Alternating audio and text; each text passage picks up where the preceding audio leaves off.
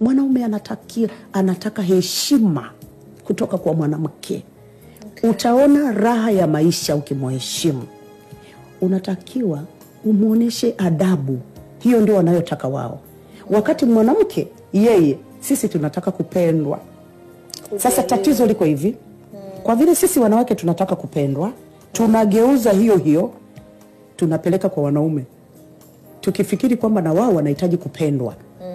Mwanaume anatafsiri kwamba huyu mwanamke ananipenda pale ambapo una heshima, utii na adabu. Ndio tafsiri ya mwanaume ya upendo. Tofauti na tafsiri. Yes, tofauti na sisi ya kwetu.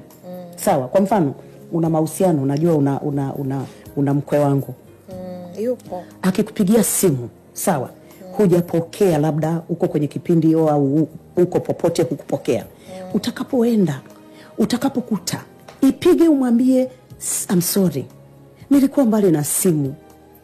Inaonyesha nini? Heshima. Lakini mtu amepiga mara 3, hujali wala uone shida.